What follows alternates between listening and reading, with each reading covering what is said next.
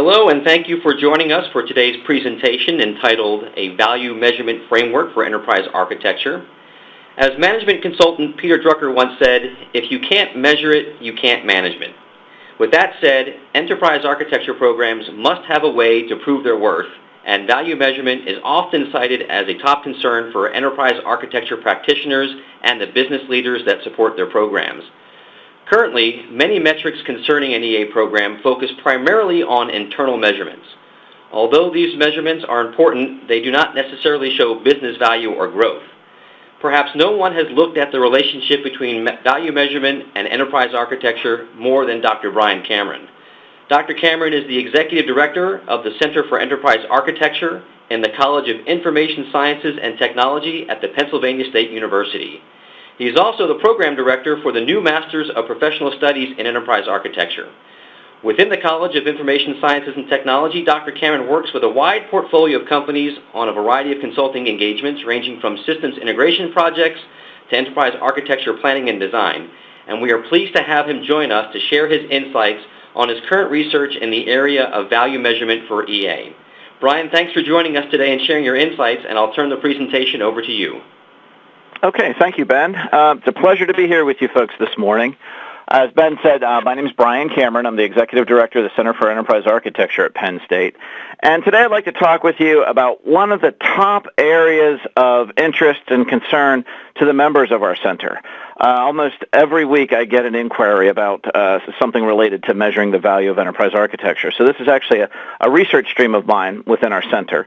So what I'm about to present here is actually a half-a-day-long executive education session that I do on value measurement. So I've distilled that down into about a 45-minute presentation. So some of the slides I'm going to go through quickly, but I want to get some of the main ideas out to you folks, starting with, what is value? And I think we all have our own ideas of value, but I want to get into talking about what value is and then talk about a framework that we've put together and used with several companies on helping companies figure out the right value measurement program, the right metrics that are meaningful to their organization, because one size certainly does not fit all when we talk about value measurement. So let's get into it. So we talk about value. An example, maybe you've seen this before. It's one that's used a bit when you talk about value, but I think it's a good example. The Eiffel Tower in Paris. So if you know a little bit of the history, it was built in 1889 for the World Expo. The committee that built the tower, or that was commissioned to build the tower, only envisioned it as being constructed for maybe a few years, and then they'd tear it down. So it was just for the event, let it up for a year or two, tear it down. They had about a third of the money they needed to build it. Then an architect, an engineer named Eiffel came in and said that he would fund the other two-thirds with the provision, so he could see value differently than this committee did, with the provision that he would get the revenue generated from the tower for the next 10 or 15 years. And the tower committee thought he was crazy. They said, sure, let the guy spend his money. We were going to tear this thing down in a couple years. Go for it. Make a long story short, it paid for itself. Eiffel got his money back in year one and became very wealthy because he could see value in ways that others didn't see it.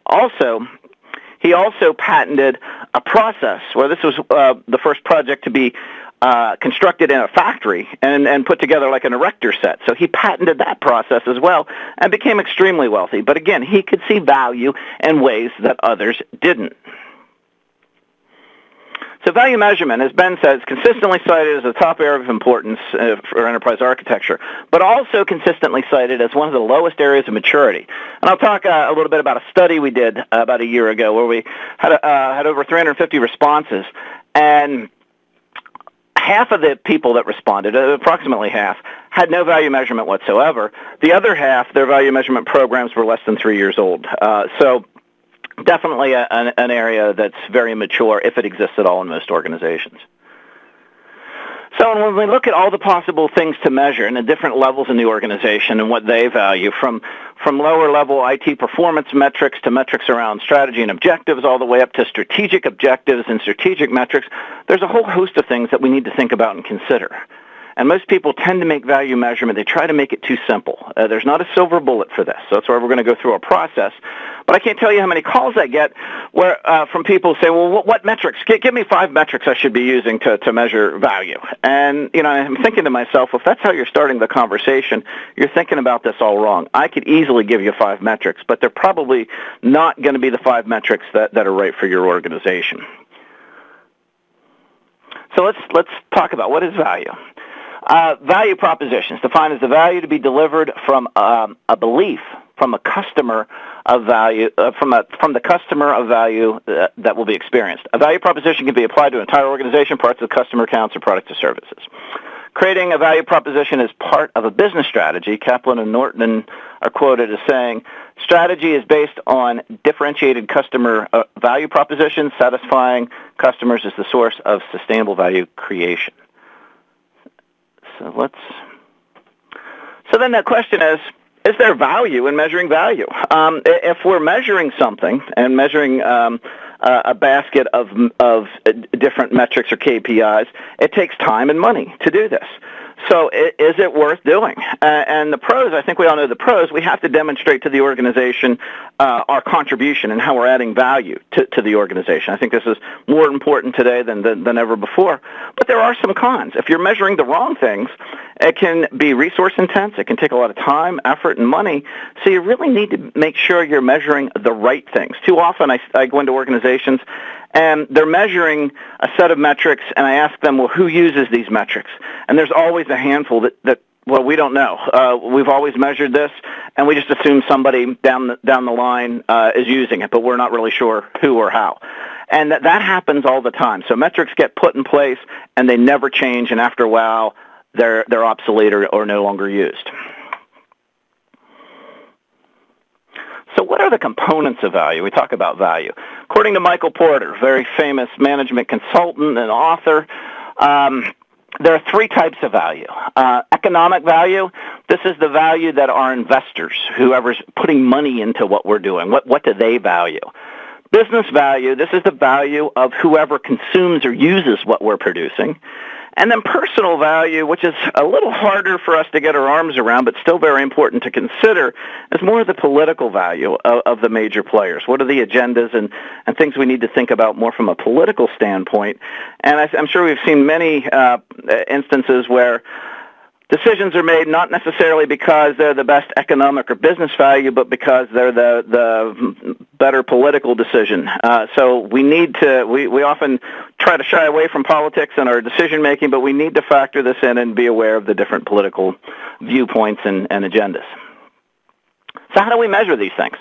Economic and business value, there's a whole host of metrics. We'll talk about some of them in this presentation, a whole host of metrics to measure these 2 types of value propositions. The political, not as easy to put metrics around, but still important to understand and track. And we'll talk a little bit about that in a few moments. So from The Art of War. Now, with this quote, I do not mean to imply by any means that your stakeholders are your enemies. Quite the contrary. But if you plug stakeholders in, I think this is very appropriate for what we're talking about. So if you know your stakeholders and know yourself, you will not be imperiled in 100 battles. However, if you do not know your stakeholders, but you know yourself, you'll win one and lose one. And if you do not know your stakeholders, nor your internal capabilities and know yourself and the strengths and weaknesses of your internal group, you're going to be imperiled in every single battle, which I think in many organizations we may see that playing out. So what we need to do, let me bring up one more quote here quickly. Technology is so integrated with business today and so intertwined that you can't discuss the value of one without the other. I don't think anyone's going to argue with that.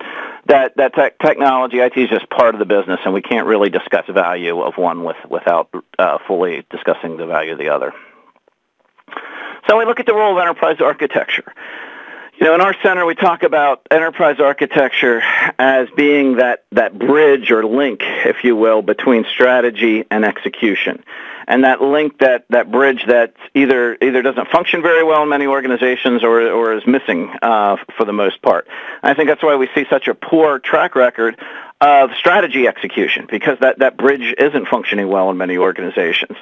So when if we position EA correctly and staff it appropriately to be this bridge, it can be a very effective bridge. But then we also, if we're going to play that role, we need to make sure that we're measuring the value and the contributions that we're bringing to the organization. Because oftentimes with enterprise architecture, the value propositions, there are many. We have many different groups and parts of the organization that we touch and impact, as demonstrated on this next slide.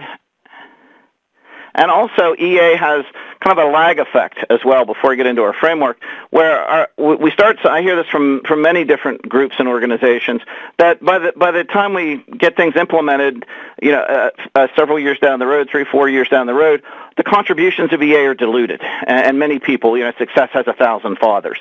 So how do we better track and better point to the contributions we made when, it gets a little fuzzy over time?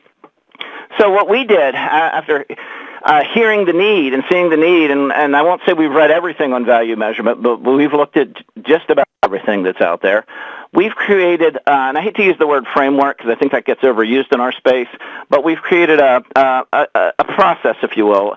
And there's been plenty of studies done that if you don't have a set of steps for people to follow, even steps that seem somewhat common sense, they won't follow them, or they'll do pieces of them, and so human beings need a process to follow for the most part.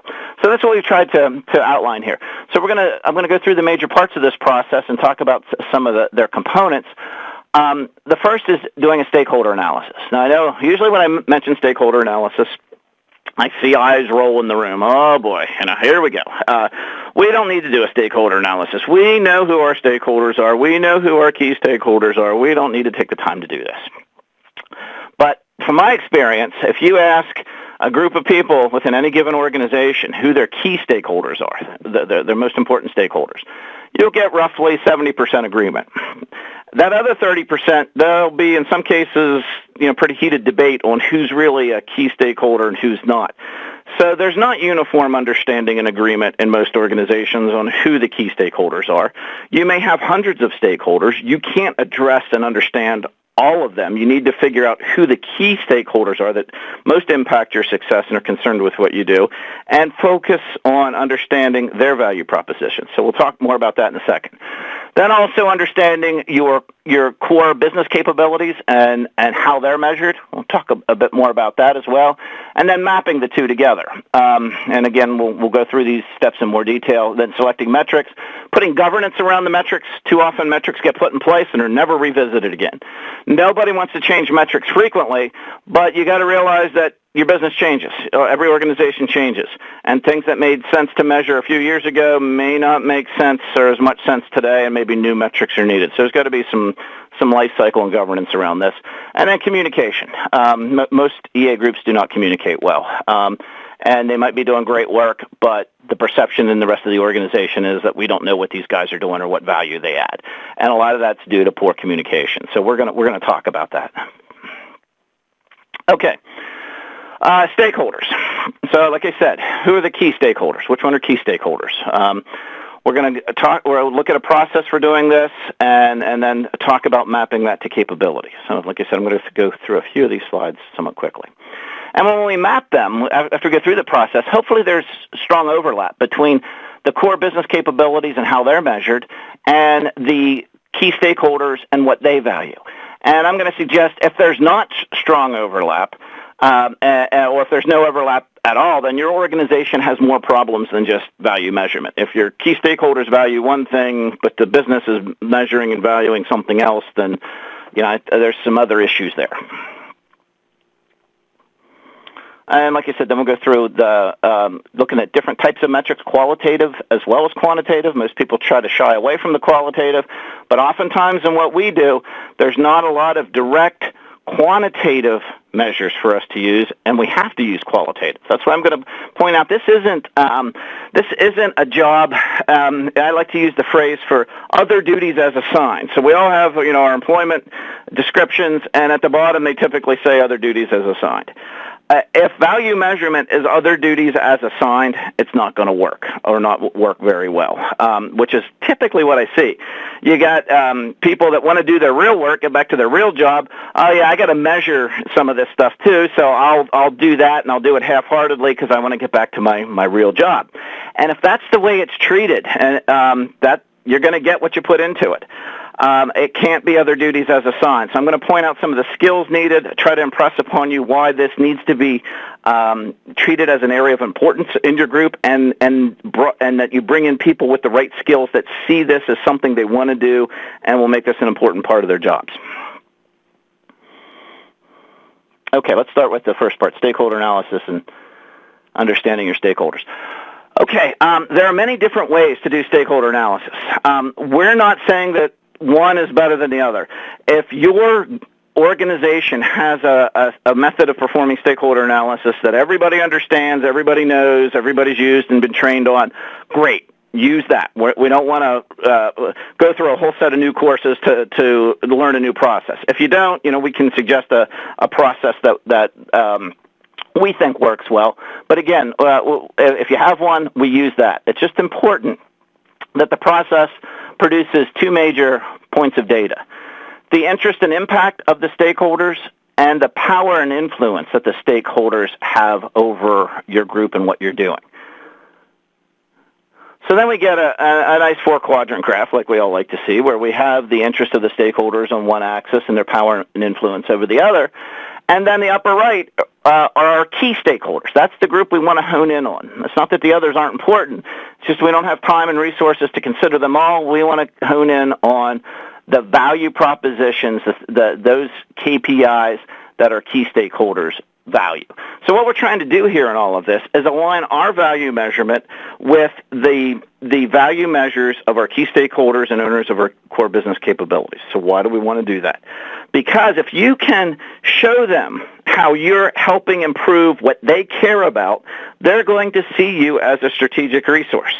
So if you can show them that you've aligned what you do and how you're measuring your value to the organization around things they care about, things they're rewarded on, they're going to, over time, if you do it right, you're going to become their best friend. And I'll talk about some organizations that have been successful with this. But this is a marathon, not a race. This has to be a strategy that, they're not going to let you in the door overnight. We'll talk a little bit about that.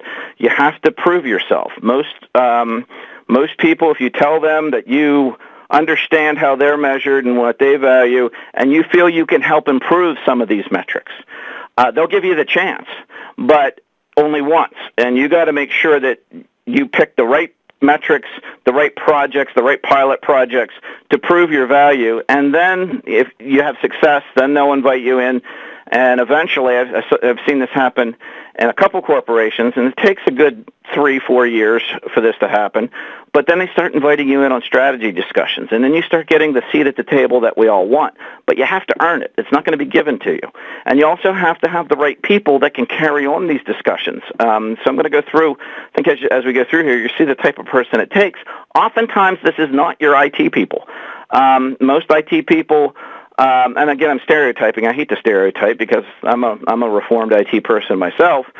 But you need somebody that understands the business, is good at communication, likes wearing a lot of different hats, can carry on these business value discussions with these people outside of IT, and then bring that back to the IT organization and talk in terms that the IT organization understands. So we'll talk a little bit more about this as we go through. So then for each of the key stakeholders that are in that upper right quadrant, we want to understand their financial value considerations, their economic value considerations, and then some of their political considerations. And you want to keep that last column, the politics, kind of close to the vest. You don't want a lot of people to know that you're tracking that kind of stuff, but you need to. You need to understand the political landscape. Then for the different metrics, you just do a simple frequency analysis. How often do they show up between your different stakeholders?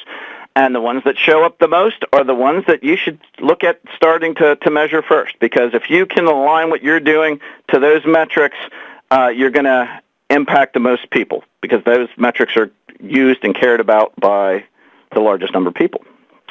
So you can do that for the financial and economic. And personal value considerations, again, that's more qualitative stuff where you're tracking the political landscape.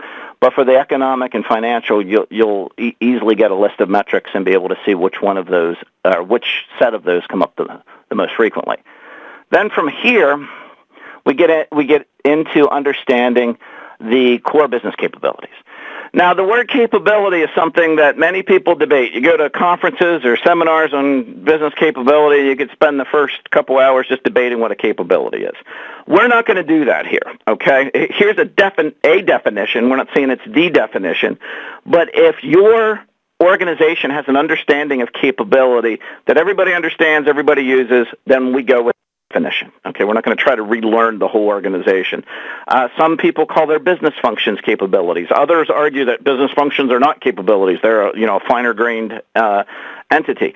We're not going to argue that. Whatever business capability means to your organization, we'll use. And most organizations go through some type of capability understanding and mapping process where they try to understand the capabilities and the processes that use or create those capabilities. And then you typically come up with some type of capability map that might look something like this, where you have the capabilities around different processes, or it could be around different parts of the organization and what capabilities are used in that particular process or part of the organization. And then what we're often trying to do when we do the capability exercise is understand different categories of capabilities. Not all capabilities are created the same or is of equal importance to the organization. Gartner and Forrester suggest a three-level or three categories for capabilities. They have essentially the same definitions. They just call them something different. I mean, that's kind of the way the consulting and analyst firms work. They have similar concepts but different names. Forrester calls these three categories the essential capabilities, which are essentially like they keep the lights on, the things you have to do to open the building in the morning. The strategic support capabilities are your operational capabilities to do what you do, and then the advantage capabilities are typically more of your forward-looking R&D and innovation capabilities. Gartner, same concepts, just different terms. The lower level are run the business, the things you do to keep the lights on, grow the business, the operational capabilities, and then transform the business, the R&D or innovation type capabilities. And for all of those, there are different metrics that are used. We'll talk a little bit more about this in a minute. And then typically what we're trying to do is understand which of our capabilities fall into these three categories, and the advantage, strategic support, or essential. And then from there, in an IT organization, typically what we're trying to do is understand our funding allocations for these different type of capabilities. In most organizations today, anywhere from 70 to 90% of the IT budget is spent on essential or keep the lights on capabilities.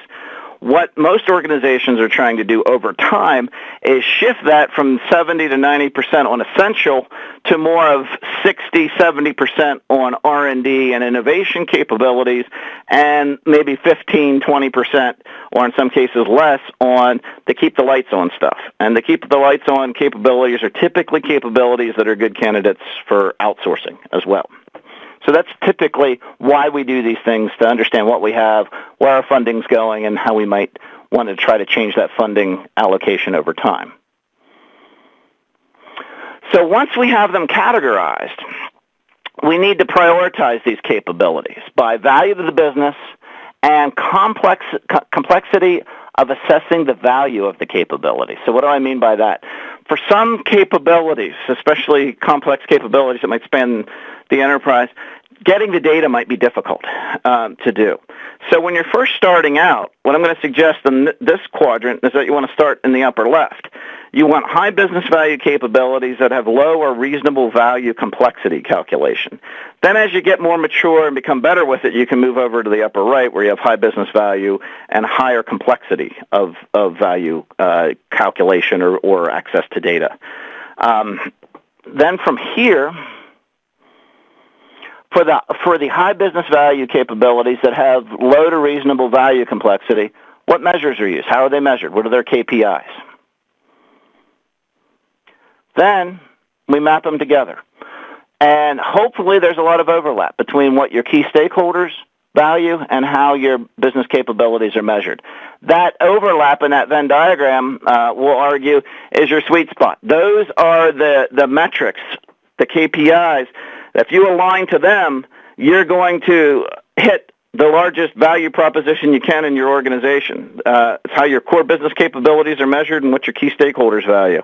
If you can align to that group or a subset of that group, that's a darn good place to start. And most organizations don't do any type of analysis like this. They just pick a couple of metrics, usually based on what their CFO tells them, and go from there, and with really no rhyme or reason of whether they're really measuring the right things or not. Also, we need to determine causal or probable relationships with measures. So what we mean by that, with enterprise architecture, as I said before, often over time, over a 3 to 5 year period, our contributions get diluted. And I hear this from many different groups. Well, by the end of it, all these other groups were claiming association and our contributions got lost along the way. Well, you're never going to prevent all of that. I mean, the more successful you are, the more people are going to try to show that they help contribute to that success. But if you get diligent about your measuring, and if you show, so the causal relationships are the things we can directly measure and directly attribute to our efforts. The probable relationships are the things that, yeah, others might be able to claim some association, but that doesn't mean we run from it and not try to show our part of that. So, for example, customer service might be one, where we can show that as we implemented different parts of our initiative, customer service went up. Now, your customer service manager might say, yeah, but during that time, we also hired new people, we implemented new training, we did ... So you can't claim all of the success for that. But if you're diligent about this, you can say, well, okay, we understand you did all that, and that's good. But here's some data we collected. So right after we implemented this new phase of the project or this particular system, there was a spike in customer satisfaction shortly after that. So while some of this could be attributed to all the things you're talking about, we're showing you a good probable relationship there between what we did and the increase in customer satisfaction shortly thereafter. Most people aren't that diligent about measuring, so they can't come back with that type of information, but you really need to. But again, is customer service the right thing to be measuring, or customer satisfaction? If it falls in that Venn diagram, then yes, because it's something that's of value to the largest part of your key core community. Okay, let's talk a little bit about metric selection. Okay, so why do we need metrics? I'm not going to spend too much time on here, but typically, are we doing EA right, and should we keep investing in EA? Now, what I see from EA groups, if they're measuring at all, they're measuring how well they're doing things. Okay, and I just spoke at a conference not too long ago, and I got, this person came up and, very sincere and said, well, we're measuring how well our group is performing. So the numbers of servers we virtualized, applications consolidated, doing a really good job at all of this, but the organization doesn't seem to get the value that we had. And I think this person got it eventually. I said, yeah, but these are all great things. So you're really good at what you're doing, but the perception is nobody knows what you guys do or what value you're adding. Perception's reality. So not that you shouldn't measure those things. That's nice for your own internal uses, but the rest of the business doesn't really care, to be honest. They want to know what impact does this make on the things they care about and the impact on the business. And if you're not communicating these things in those terms, then, like I said, perception becomes reality. You can be darn good at what you do, but the perception is that we don't know what these guys do, and we're not sure if it's worth to continue funding them. Perception's reality. From Albert Einstein, not everything that can be counted counts. Not everything that counts can be counted. I think that's very true, and we need to keep that in mind when we're thinking about enterprise architecture. The traditional layers of the enterprise architecture stack that we've all seen many, many times. So we've got business architecture, data and information, applications, and technical or infrastructure architecture. So this is primarily IT-centric. EA grew up in IT, though in many organizations we're trying to evolve it to be true enterprise architecture, not just enterprise IT architecture, and to be able to be applied to areas outside of IT. And that's kind of the next phase, I think, in many organizations for EA. However, most of our thinking and measurement is very much IT-oriented around this traditional stack. And the traditional EA processes, most of the frameworks and methodologies that are out there, attempt to help you understand the current state, the future state where you'd like to be, and how to get to current, or from current to future. But again, around these traditional IT layers and a very IT-centric perspective for the most part. And so when we think about that, we're geared around typically IT-centric metrics for the most part, if we're measuring value, and around how well we're doing things. So some of the things that if they're measured, we might be, some of the things I mentioned, like complexity reduction, virtualization, consolidation of applications, things like that. Number of outputs that we're producing in the architectural process. Okay, so we're producing a lot of artifacts, so we must be doing something right. But again, a lot of this stuff, the people from outside of IT and EA look at it and say, well, who really cares, or what's this really mean to me? What's the bottom line to the business? And we are not really good at making that connection in many cases. So this enforces, in many ways, this old worldview that IT is this separate thing outside of the business. So, and I do a whole presentation on debunking the whole IT business alignment holy grail that we've been striving for the last few decades, and most businesses aren't any better aligned today than they were a few decades ago.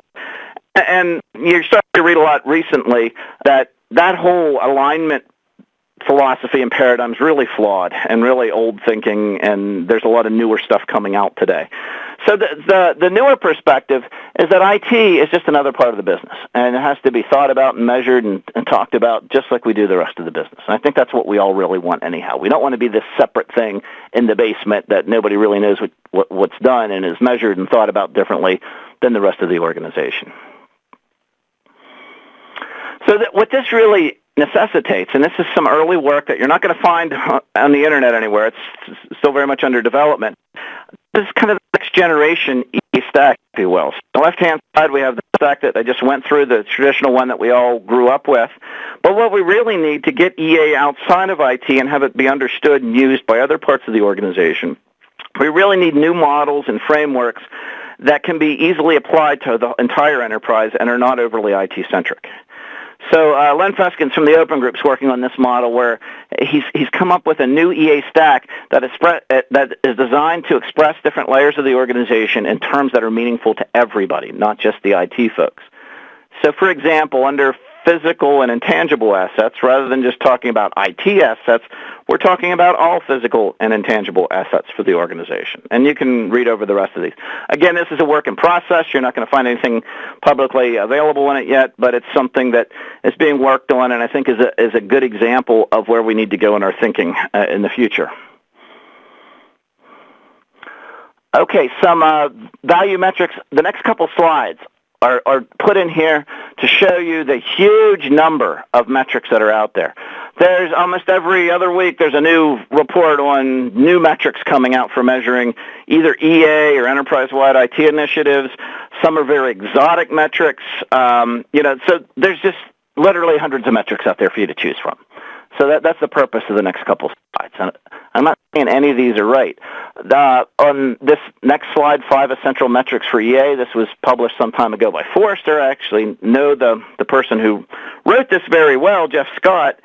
When I saw this, I looked at it, and I said, wow, these aren't even really metrics. You look at something like financial impact. That's a category. There's a lot of different financial metrics that could be under that.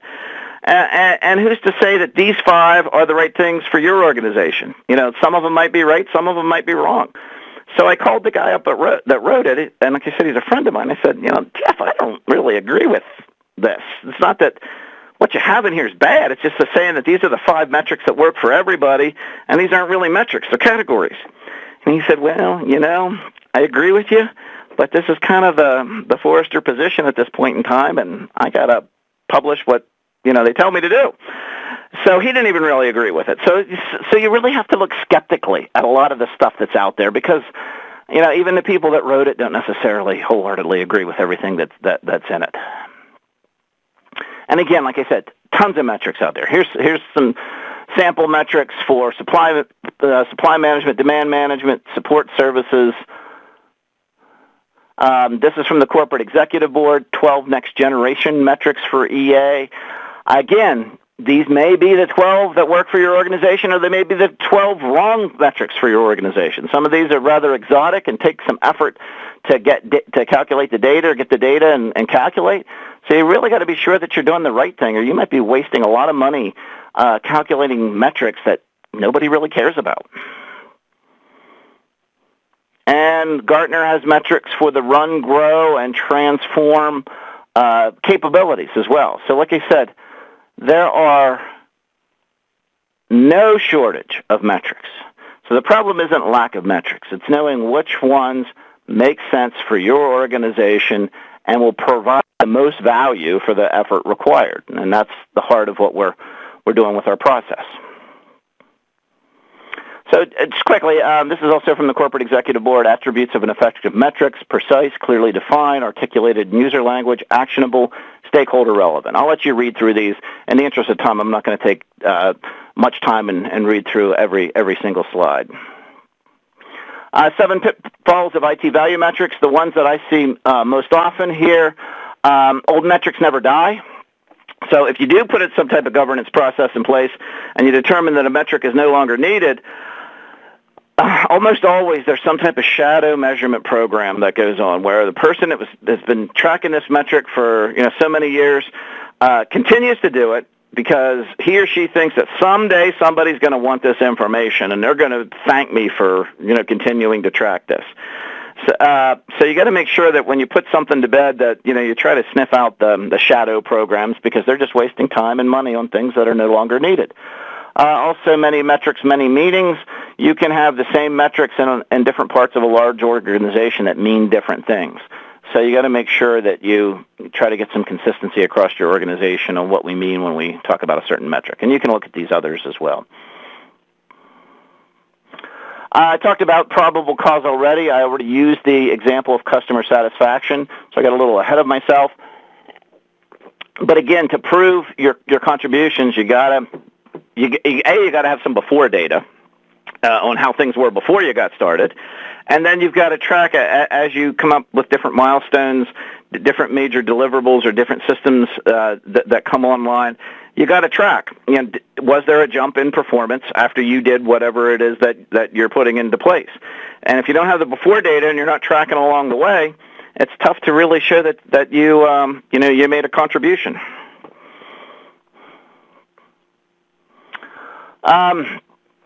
With probable cause metrics, telling stories using scenarios, often effective, so you can tell a story of how things were before you implemented, and then as you implemented different parts of your initiative, how things changed or improved.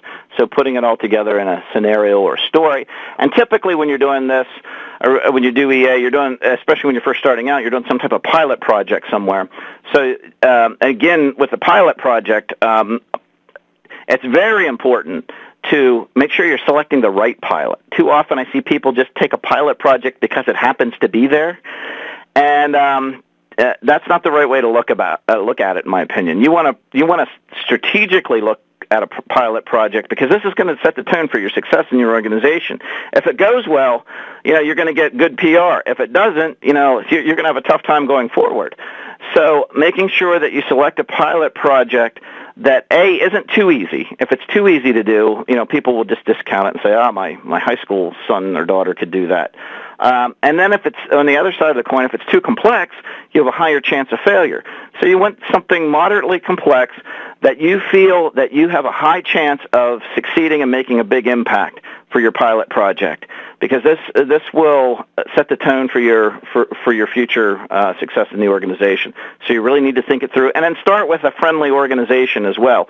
An organization that wants you to come in or is friendly towards your efforts. And then you can work at the more complex, less friendly areas as you gain experience and credibility and have more successes. This is also from the Corporate Executive Board. I don't agree with some of this. I do agree with the concept of the same metrics for everybody. If IT is just part of the business, let's measure everybody the same way. I like that concept. 18 is way too many, though. I'm going to suggest 7 to 10 at the most. 18 is too many to get your arms around. That's just too many for most organizations. Metrics business leaders recognize, I think we've hit that already, quantifiable and measurable metrics, but I'm also going to add to that, don't run from the qualitative. You need people that understand there are techniques for putting quantifiable measures around qualitative data.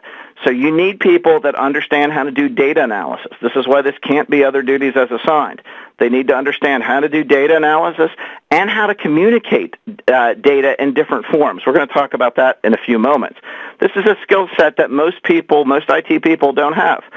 So why try to force fit it on somebody? Bring somebody in that embraces this kind of stuff, lives for this kind of stuff. Get them to really be your value measurement and your communication person. If you can find that all wrapped up in one person, great. If you can't, then bring in multiple people if you can with different skill sets if you have the resources, or at least get them part-time that are good at communication and good at the data analysis and data presentation. Okay, I want to just a few quick words on ROI. I can't tell you how many calls I get from people. How do I do an ROI for EA? And then in the back of my mind, I'm thinking, wow, if that's how you're starting the conversation, we got a long way to go, because ROI is not and I think more and more organizations are in tune with this now, not the right measure for things like enterprise architecture or any multi-year long-term enterprise-wide initiative. In fact, I know people at Oracle and SAP that tell me that few organizations today require an ROI on an ERP system. Why would that be? Well, it can take several months to calculate the ROI. It's so subjective. I mean, I have an MBA in finance, and if I learned anything there is that you can make numbers say just anything you want. I'm sure we've all been on projects where, okay, what's the number we got to hit? What's our hurdle rate or internal rate of return or our ROI?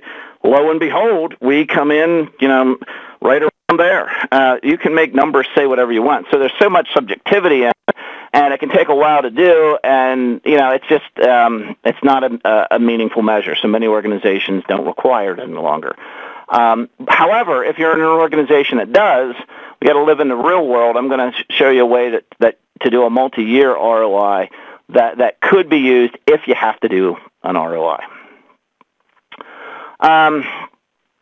So here's a survey on value that I thought was kind of interesting. Do you currently have financially based metrics to demonstrate EA's value? Only 10% said yes. So like I said, a lot of people aren't even measuring anything at all when it comes to EA.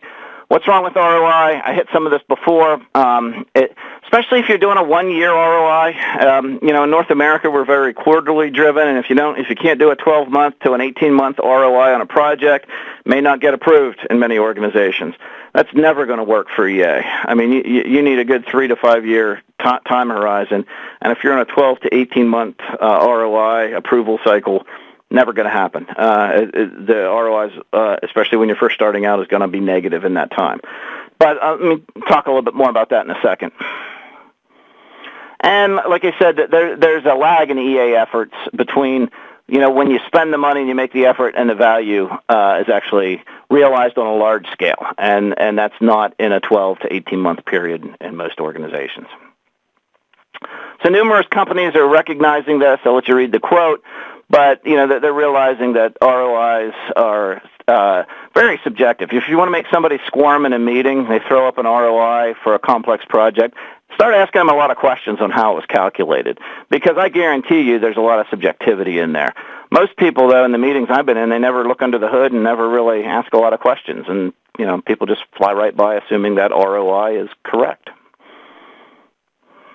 And again, some more quotes. I'm not going to spend too much time on these quotes, like I said, in the interest of time. But you can see that more and more ROI for long-term multi-year projects is it's being realized that it's not the right measure. It's too narrow and myopic in its intent and thinking for these type of initiatives. However, we live in the real world, and some of our organizations are driven by our bean counters and by our CFOs. So if you have to do an ROI, I'm going to suggest a multi-year process. If they're forcing you to do a one-year ROI, especially when you're first starting out, it's going to be negative. There's just no way. You have to get them to allow you to do a multi-year ROI. So what we're going to do, let me just jump ahead here. We look at the top portion, the benefits that we realize, either revenue increase, cost savings, qualitative and quantitative. So for the qualitative, you can put quantitative numbers around those in estimates. So we're going to capture a complete value proposition. Below the bar, we have our costs. And initially, when you're first starting out, your costs are going to be high. You're staffing up. You might be purchasing equipment and software, et cetera. So for the first couple years, your ROIs are going to not be good. In the first year, they're going to be horrible. But then over time, your value should be going up, and your cost should be stabilizing. So once you get out to year 3 and beyond in many organizations, then you start getting increasingly positive ROIs. So you got to take this long-term perspective with this. If they're not going to let you do that, then I feel for you, because your ROIs are never going to be positive and looking at just very short time periods. Governance. Okay, so why do we need governance around value measures? Like I said, too many times I see organizations put metrics in place and they just keep measuring the same thing into the future. Well, if you're in tune with the process, over time your key stakeholders are going to change. People come and go in organizations. Your business capabilities are going to change as your strategy changes, as your market conditions change. So some metrics that made sense at one point in time might need to be taken out, and new metrics over time might need to be introduced that are in tune with the new stakeholders and with the new business capabilities that might be developed over time. Now, nobody wants to change their metrics frequently, but I'm going to suggest you do this annually. I'm also going to suggest that this governance process is a great opportunity to engage the owners of your business capabilities and your stakeholders. Have them be part of this governance. Say, we want to understand how you're measuring things, and we want to make sure that our measurement program is in tune with how you're valued and the things that you value. So what a great chance for a discussion, understanding. They really see you as trying to add value to what they're doing. And I would argue the people in charge of value measurement, they need to be communicating with these people more than yearly, but use this as a communication mechanism to get that understanding, get that respect that we all want, and eventually over time, if you're successful with this, then get that seat at the table when they're setting strategy, rather than finding out afterwards what the strategy is and being the order taker and told to go implement. And then you're thinking about all the things that you would have liked to interject early on, but you never had the opportunity. Okay, now a few words about communication. Again, I can't overstate the importance of good communication. This is something that many people, especially in IT, aren't that good at, and frankly, don't feel comfortable doing. And if that's you, that's okay. Just recognize it. Don't try to put a square peg in a round hole. Bring people in that are good at communicating and good at communicating with different audiences. Ideally, you want people that are good at putting on different hats. So they're in the elevator with the CEO. They put on that hat, and they can talk at that level about how what you're doing adds value to what the CEO cares about. Next minute, they're talking to the database administrator, and they put on that hat, and they can get down to that level and have that conversation as well. So you need people that are good at, putting on different hats and shifting gears and shifting their communication and thought processes to different audiences. Okay, so we're talking about a communication plan for each of the key stakeholders, and understanding how they like to be communicated with, the frequency of communication. Too often we communicate once and we assume everybody read it, and few people read things, and you have to keep hitting them over and over again, perhaps with different media and different formats before people really hear what you're trying to communicate. Enterprise architects often confuse deliverables with value. They think we produced all these deliverables. Well, can't they see the value? I mean, it should be obvious. Well, it's not obvious because you're not making the connections for them and how what you're doing is adding value to what they care about.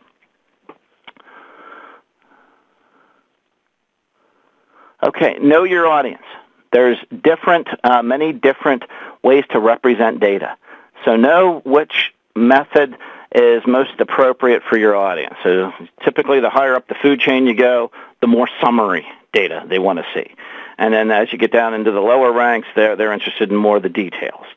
But you got to know your audience and how best to present the data. And again, that's why this isn't other duties as assigned. You got to have people that understand there's courses you can take on data analysis, on communication mechanisms and effective communication and media and how to use different media, et cetera. But this is not, like I said, other duties as assigned. And you got to have people that see this as an important part of their job and are good at doing these things. Otherwise, you're going to get what you put into it. And unfortunately, when I explain this to people, a few organizations do this well. Most people, from my experience, quite honestly, want an easy silver bullet and don't want to put this much time and thought and energy into it. And they're going to get out of it what they put into it. I still get that, well, just give me 5 metrics. I just want, so I can say the guy at Penn State told me to use these 5 metrics. They must be right. And, I'm not doing that. These 5 metrics might be the totally wrong metrics for your organization. So if you want that value proposition and that understanding in your organization, you got to put the time and effort in up front. Like I said, you'll get out of it what you put into it.